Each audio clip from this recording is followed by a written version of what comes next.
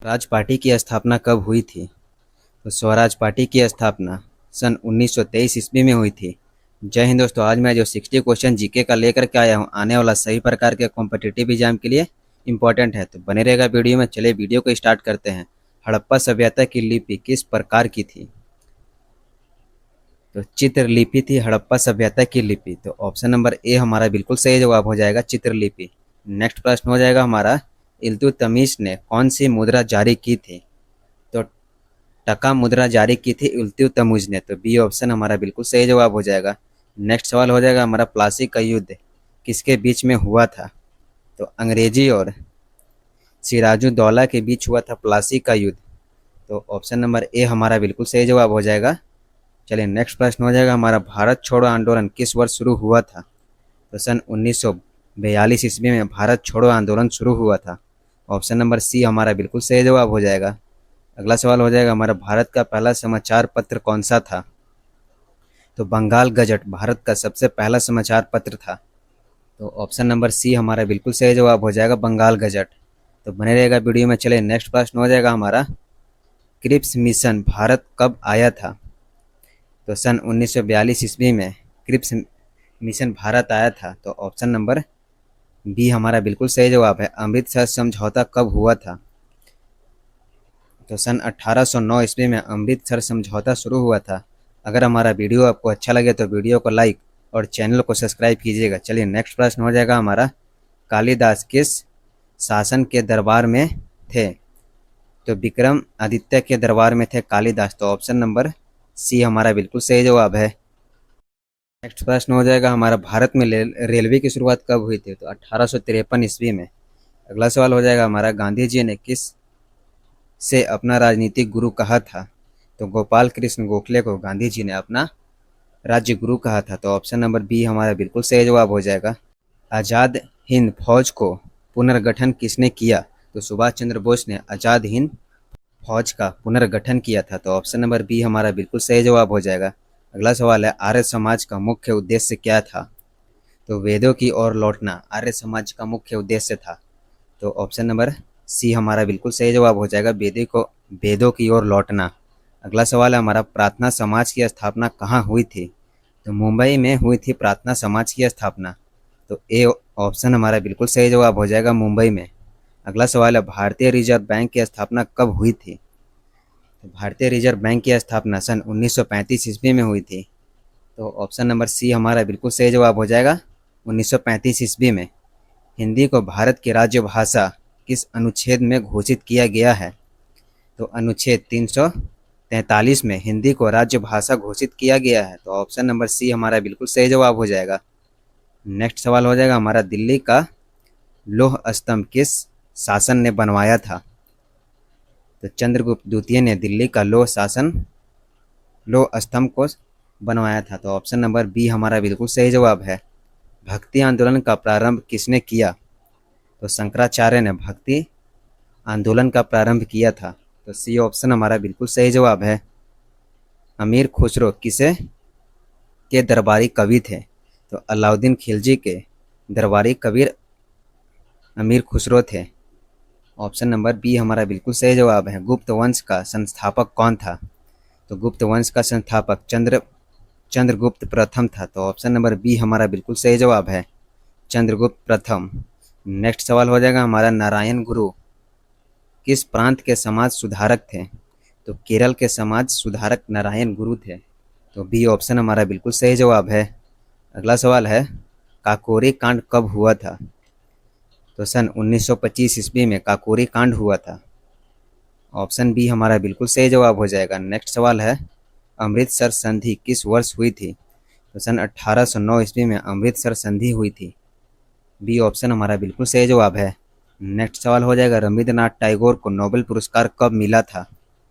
तो सन 1913 ईस्वी को रविंद्रनाथ टैगोर को नोबेल पुरस्कार मिला था। तो ऑप्शन नंबर डी हमारा बिल्कुल सही जवाब हो जाएगा, 1913 को। तो चलिए अगला सवाल हो जाएगा हमारा, भारत विभाजन किस योजना के अंतर्गत हुआ? तो भारत विभाजन माउंटबेटन योजना के अंतर्गत आया था। तो ऑप्शन नंबर सी हमारा बिल्कुल सही जवाब हो जाएगा, माउंटबेटन योजना के तहत। नेक्स्ट सवाल हो जाएगा हमारा, सरदार पटेल को किस उपाधि से जाना जाता है? तो सरदार पटेल को लौह पुरुष के उपाधि से जाना जाता है। तो ऑप्शन नंबर बी हमारा बिल्कुल सही जवाब हो जाएगा। जिन्ना किस संगठन से जुड़े हुए थे? तो मुस्लिम लीग से जुड़े हुए थे जिन्ना। तो बी ऑप्शन हमारा बिल्कुल सही जवाब है। रामकृष्ण मिशन की स्थापना किसने की थी? तो रामकृष्ण मिशन की स्थापना स्वामी विवेकानंद ने की थी। ए ऑप्शन हमारा बिल्कुल सही जवाब है। तो चलिए अगला सवाल हो जाएगा हमारा, 1857 के विद्रोह का नेतृत्व दिल्ली में किसने किया था? तो बहादुर शाह द्वितीय ने 1857 का विद्रोह दिल्ली में किया था। तो ऑप्शन नंबर सी हमारा बिल्कुल सही जवाब हो जाएगा। महात्मा गांधी को महात्मा किसने कहा था?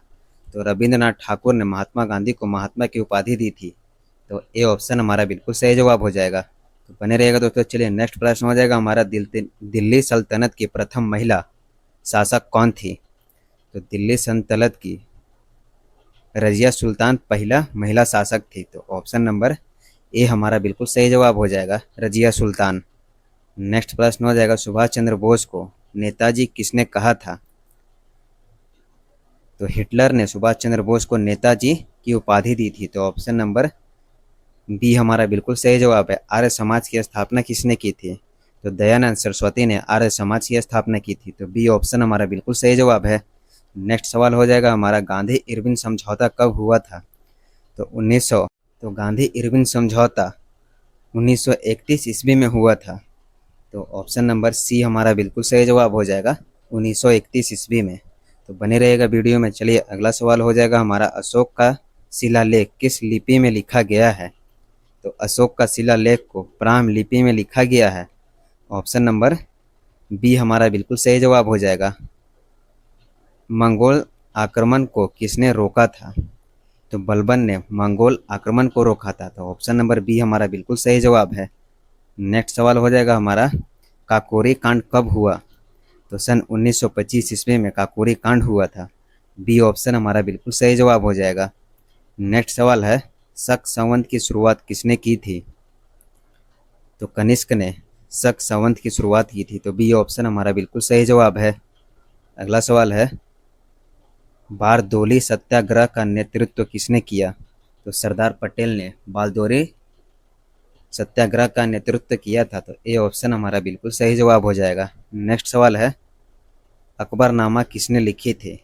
तो अबुल फजल ने अकबरनामा को लिखी थी। ए ऑप्शन बिल्कुल सही जवाब हो जाएगा। सुभाष चंद्र बोस ने आज़ाद हिंद फौज का नारा क्या दिया था? तो दिल्ली चलो का नारा दिया था सुभाष चंद्र बोस ने आज़ाद हिंद फौज को। तो ऑप्शन नंबर सी हमारा बिल्कुल सही जवाब हो जाएगा। नेक्स्ट सवाल है, पानीपत का दूसरा युद्ध कब हुआ था? तो पानीपत का दूसरा युद्ध 1556 ईस्वी में हुआ था।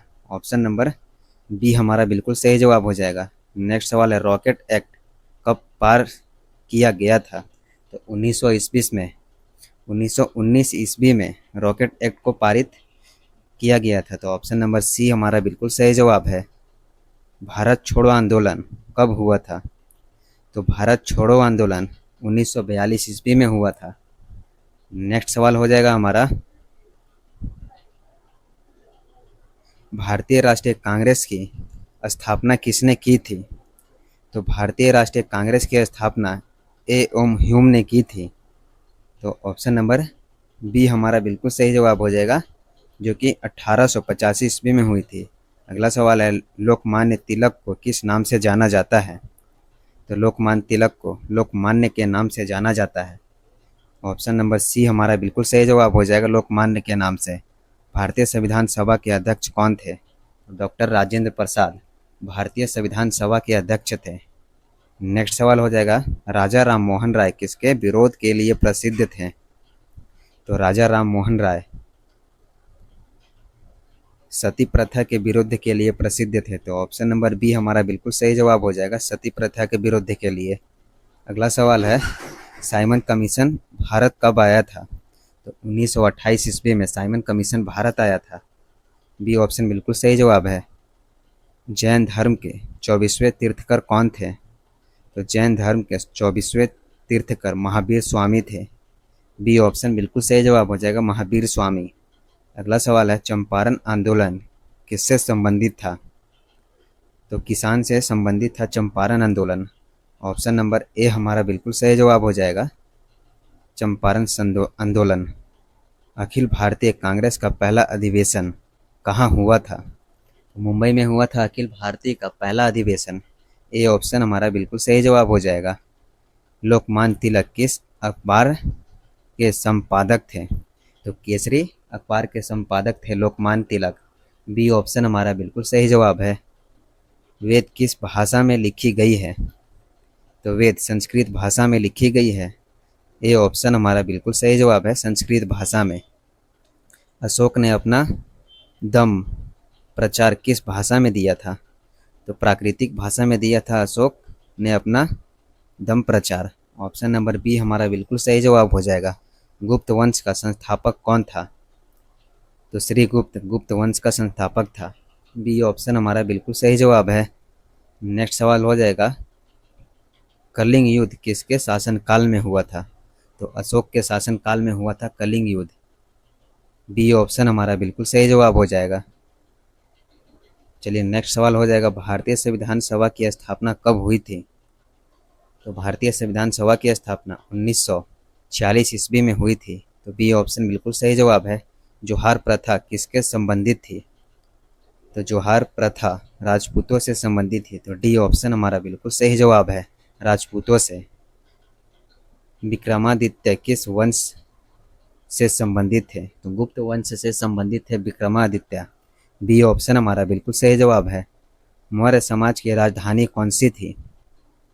तो पाटलिपुत्र मौर्य समाज की राजधानी थी। ऑप्शन नंबर बी हमारा बिल्कुल सही जवाब हो जाएगा। नेक्स्ट प्रश्न हो जाएगा हमारा, प्रार्थना समाज की स्थापना किसने की थी? तो आत्माराम पांडुरंग ने की थी प्रार्थना समाज की स्थापना। तो ऑप्शन नंबर ए हमारा बिल्कुल सही जवाब है। अगला सवाल हो जाएगा हमारा, गांधी जी ने हरिजन पत्रिका का प्रशासन कब शुरू किया था? तो 1933 ईस्वी में शुरू किया था। बी ऑप्शन बिल्कुल सही जवाब है। होम रूल लीग आंदोलन किसके नेतृत्व में हुआ था? तो बाल गंगाधर तिलक के नेतृत्व में हुआ था होम लीग आंदोलन। ऑप्शन नंबर बी हमारा बिल्कुल सही जवाब है। अगला सवाल है, सिंधु घाटी सभ्यता की खोज किसने की थी? तो दयाराम साहनी ने सिंधु घाटी सभ्यता की खोज की थी। ए ऑप्शन हमारा बिल्कुल सही जवाब हो जाएगा। सिंधु घाटी सभ्यता का प्रथम बंदरगाह कौन सा था? तो लोथल सिंधु घाटी सभ्यता का प्रथम बंदरगाह था। ए ऑप्शन हमारा बिल्कुल सही जवाब है। नेक्स्ट सवाल हो जाएगा हमारा, दिन ए इलाही धर्म किसने चलाया था? तो अकबर ने चलाया दिन ए इलाही धर्म को। बी ऑप्शन हमारा बिल्कुल सही जवाब है। असहयोग आंदोलन किस वर्ष वापस ले लिया गया था? तो असहयोग आंदोलन को 1922 ईस्वी में वापस ले लिया गया था। तो बी ऑप्शन हमारा बिल्कुल सही जवाब हो जाएगा। नेक्स्ट सवाल हो जाएगा हमारा, किस गुप्त शासक को भारत ने नेपोलियन कहा था? तो समुद्रगुप्त को भारत का नेपोलियन